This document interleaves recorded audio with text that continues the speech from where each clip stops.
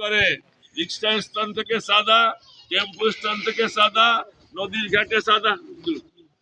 ঘাটে সাদা, সব জায়গায় সাদাবাজি করে। তারা বানাইছে এই রাতের বেলা পেশি শক্তি প্রয়োগ করে মানুষের কাছ থেকে চান্দা নেয় মোটা অঙ্কের। ওরা ওই বানাইছে চরিত্রহীন লম্পট বানাইছে তারা।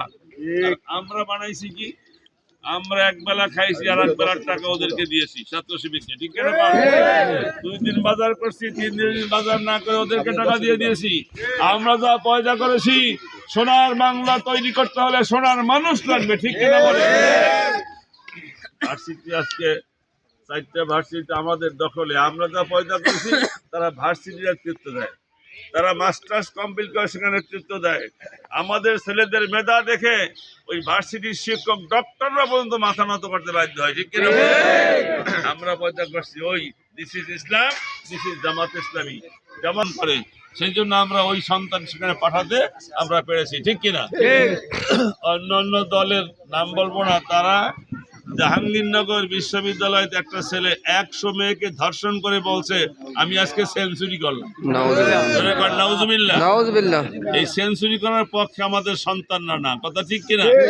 একজন শিবিরের সদস্যকে বলতে পারবেন না তার চরিত্র খারাপ।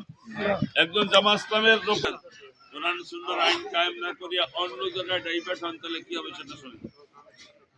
কিয়ামতের দিন একদল লোক দেখবে আমল নামায় জেরার গুনাহ, আমল নামায় বেপরদার গুনাহ, আমল নামায় মদের গুনাহ, আমল নামায় হত্যার গুনাহ, আমল নামায় মানুষকে গুম করার গুনাহ।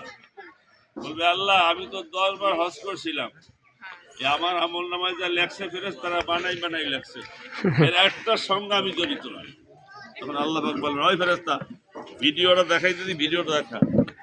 আল্লাহ পাক যে ব্রেন আমাকে দিয়েছে, আমাদের দেশের লোক যদি আমার মানে কথাগুলো ছোট্ট একটা 1 ইঞ্চিও না, এর শেষ আরো ছোট একটা সিমের মধ্যে যদি লক্ষ লক্ষ কথা রাখা যায়, এই ব্রেন যে আল্লাহ মানুষকে দিয়েছেন, ওই আল্লাহ যে ভিডিও করতে পারেন তাকে বিশ্বাস হয়?